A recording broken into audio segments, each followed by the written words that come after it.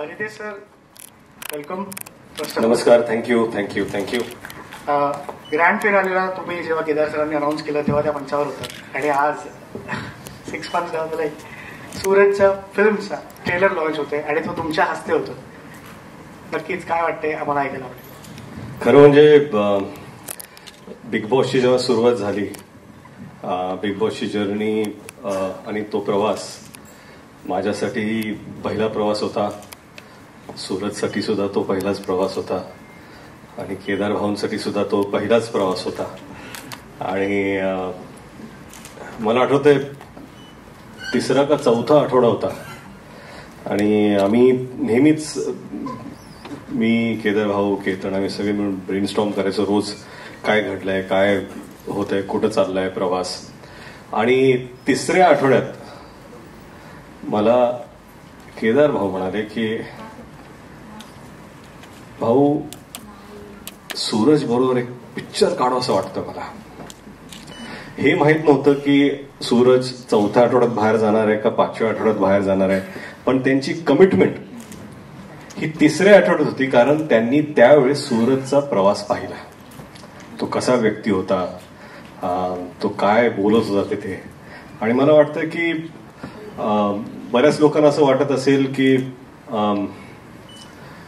Suraj big boss जिंकल्यामुळे, त्यांनी ते विजेते ठरल्यानंतर हा चित्रपट बनला असेल, पण असं नाहीये. आणि याचा मी साक्षीदार आहे. 3ऱ्या आठवड्यात आणि मला म्हणाले की सूरज 4थ्या आठवड्यात बाहेर जाऊ द्या का 5व्या आठवड्यात बाहेर जाऊ द्या, सूरज कधीही जरी बाहेर झाला माझ्यासाठी तो विनर आहे 3ऱ्या आठवड्यात. आणि मला त्याच्यामध्ये अशी काहीतरी छान गोष्ट दिसली आहे आणि त्यावेळेसपासून ते स्क्रिप्टवर काम करायला सुरू झाले. आणि 10व्या आठवड्यात माझी स्क्रिप्ट रेडी आहे. 11व्या आठवड्यात ड्राफ्ट करतोय. म्हणजे हे करता करता ते स्क्रिप्ट लिहित होते सूरजसाठी. मला तुम्हाला सांगायचंय की असं नव्हतं की तुम्ही जिंकल्यामुळे झालं. आणि त्यासाठी मला आठवतंय जेव्हा चित्रपट अनाऊन्स करायचा होता आणि दोन्ही जे फायनलिस्ट होते ते स्टेजवरती होते आणि केदार भाऊ म्हणाले की मला माहिती नाही कोण जिंकणार आहे, त्याच्या आधी मला अनाऊन्स करू द्या. आणि खरंच त्यानंतर त्यांनी अनाऊन्स केलं. किती 5 महिने 6 महिने झाले, ऑक्टोबरमध्ये झालं. कसं करता होतं म्हणजे माझा वेगळाच प्रवास चालू आहे डिरेक्शनचा. तुमची स्पीड, तुमच्याकडून मला शिकायचं भरपूर आहे. मी येणार आहे पुढच्या चित्रपटात असिस्ट करायला.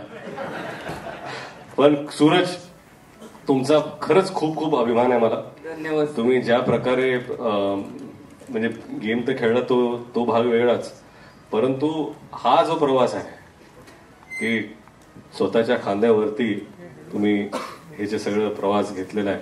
आणि खूप खूप शुभेच्छा केदार भाऊ. खरंच हिंमत लागते, कमिटमेंट लागते आणि ती पूर्ण करणे. जेव्हा तुम्ही सूरजला शब्द दिला नव्हता पण तुम्ही स्वतःलाच शब्द दिला होता, ती कमिटमेंट तुम्ही आज पूर्ण केली. तुम्हाला, जिओ स्टुडिओला आणि मला वाटते की सूरजवर कित्येक लोक महाराष्ट्रात प्रेम करतात. त्यांनी खरंच थिएटरमध्ये जाऊन जसं तुम्ही सूरजला सपोर्ट केलं बिग बॉस टीव्हीवरती शोमध्ये, तसंच मला वाटतं की सूरजचा हा प्रवास अतिशय महत्वाचा आहे.